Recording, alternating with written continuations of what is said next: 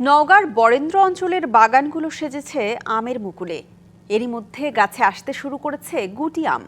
চাষিরা বলছেন আবহাওয়া অনুকূলে থাকায় গেল কয়েক বছরের তুলনায় মুকুল এসেছে দ্বিগুণ। সব ঠিকঠাক থাকলে ভালো ফলনের আশা করছেন তারা। নিরাপদ আম উৎপাদনে চাষিদের পরামর্শ দিচ্ছে কৃষি বিভাগ।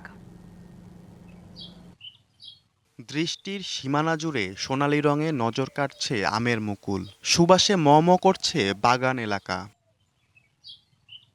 নওগাঁর সাপাহার, পোরশা, নিয়ামতপুর এবং পত্নীতলা উপজেলায় আম বাগানের সংখ্যা বেশি। চলতি মৌসুমে ভালো ফলনের আশায় পরিচর্যায় ব্যস্ত চাষিরা। আবহাওয়া অনুকূলে থাকলে ভালো ফলনের আশা করছেন তারা। মুকুল ভালো আছে, মুকুল একটু বৃষ্টি হলে সবচেয়ে বেশি ভালো হয়। গতবার থেকে এবারকে বেশি লাভবান হওয়ার চিন্তা ভাবনা আছে। আশা আছে যে আমরা 2 টাকা বেশি পারবো। এ অঞ্চলের আম বাগান শুধু আমেই সীমাবদ্ধ নেই।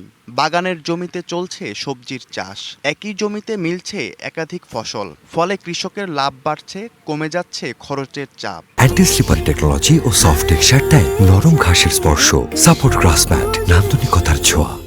10 বিঘা মাটিতে আমরা কাটিমন আম করেছি, প্লাস নিচে আমরা 3 প্রকার বা 4 প্রকারের সবজি আবাদ করেছি। নিরাপদ আম উৎপাদন, রপ্তানি এবং বাজারজাতকরণ চাষিদের জন্য বড় চ্যালেঞ্জ বলছেন কৃষি কর্মকর্তারা। এক্ষেত্রে আম উৎপাদনে তাদের পরামর্শ দিচ্ছে কৃষি বিভাগ। সনাতন পদ্ধতিতে আম পরিবহন করি তখন তো অনেক ক্ষতি হয়ে থাকে, কিন্তু যদি আমরা আধুনিক পদ্ধতিতে আম পরিবহন করতে পারি, প্যাকিং হাউস থাকলে সেখানে আমরা ওই সুবিধাটা নিতে পারি এবং স্টোরেজটা করতে পারি যে কতদিনের জন্য আমার স্টোরেজ করা যাবে, আম কিসে যাবে, আম বিমানে যাবে না জাহাজে যাবে, সেই অনুযায়ী আমাকে স্টোরেজ করতে হবে। কৃষি বিভাগের তথ্য অনুযায়ী চলতি মৌসুমে জেলায় 31,410 হেক্টর জমিতে আম চাষ হয়েছে।